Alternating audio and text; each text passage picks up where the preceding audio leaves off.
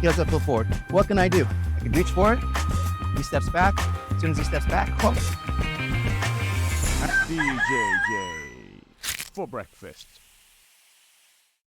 We're gonna do a throw. This is like my favorite old school throw from high school wrestling. It's a Whizzer throw. I like it better for jiu-jitsu than the Seonagi. Like some people are gonna say it's just like a Seonagi, but it's not. It's not just like the Seonagi, especially like the drop Seonagi. When I go to do that drop Seonagi, right, I'm turning and rotating 180 degrees, and I'm basically giving my back. I'm either going there or I'm dropping down, right? But if I mess up the move and he drops his weight back, he has my back. Probably the worst case scenario in jiu-jitsu, okay? In wrestling, it's not great, right? But your back's not on the mat, so you can scramble out, you can hand fight, right? But in jiu-jitsu, if someone gets on your back, there's a good chance they're gonna get their hooks in, score, and then submit you. So we don't like that. The Whizzer throw, it's kind of like a variation of an arm spin, all right? And worst case scenario, if you land terribly, you'll land inside control, which you can probably scramble out of. If you land, the move doesn't work just right and you're able to spin all the way through, you'll come up into like a dogfight position, right? That's if it only works like halfway. And if you do the move right, you'll land a good throw, okay? So we're gonna come with a shallow overhook. There's different ways to do it. This is just one. We're gonna come with a shallow overhook. So he's digging for an underhook and I pinch his hand. I pinch his wrist in my armpit and I get control at the elbow, okay?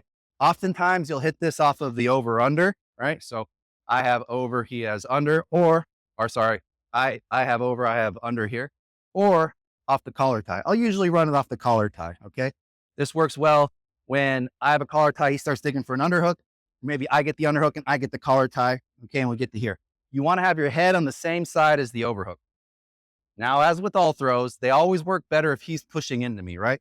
So I wanna give him some pressure and start shaking him and have him start pushing into me, right? Now, I want that, okay? See how he has this foot forward and this foot back? Because I need space to bring my legs across, right? Because what I'm gonna do is I'm gonna step across and I'm gonna punch up high on the arm here. I wanna bring both my feet out from under him. So my feet are gonna be out from under him. So again, like I said, I'm gonna basically fall back and roll that way. I'm gonna do a hip switch. So I come and I punch hard, I fall back and I roll, and then if I mess up, I'm gonna land in side control. But if I do it right, we'll go over. So it's gonna look like this. We're pushing. He starts pushing back. Okay, and then we clear the arm and we come. Pin. You can go to Kesugatame or normal side control. So again, let's say we're playing here. He digs for that underhook. I catch a shallow underhook. I start bumping. He goes to push.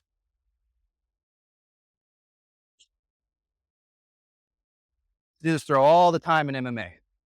In MMA, everybody wants to get an underhook on you. Everybody wants to dig for underhooks. Actually works real good off the cage. Put someone on the cage. Everyone learns, right? If I put him in the cage, he's going to dig for an underhook. Everyone learns to dig for an underhook. And then what do they learn to do? They learn to pivot and put you on the cage. So he's already digging for this underhook and pushing into me. As soon as I feel him push into me, all right? I'm sorry. So come poke him in the face. I deserve it. Not super helpful in jiu-jitsu, but good for self-defense, good for fighting generally. So one more time, he digs for that underhook, right? I gotta have my head on the same side. I need to have space to step this foot across, right? So I want that foot back. So let's say he has that foot forward. He has that foot forward. What can I do? I can reach for it. He steps back. As soon as he steps back, hold it. All right? And then we come here. Pinching the arm tight in your armpit. Okay? This one's coming across and uppercutting and creating downward pressure, upward pressure, scissoring it in place. Grab at the elbow. Okay? As we come through, we fall and hip switch. If he's pushing into you at all, even if he's just kind of neutral, he'll go over. If he's backing out, maybe you miss it. You finish the arm spin, you come around to the side, or maybe you, worst case, you land in side control. Okay? Run it. 1, 2, 3. What's up, guys? If you like that, please smash the like button, tap the subscribe button to support the channel, then let me know in the comments what you want to see next. Oh.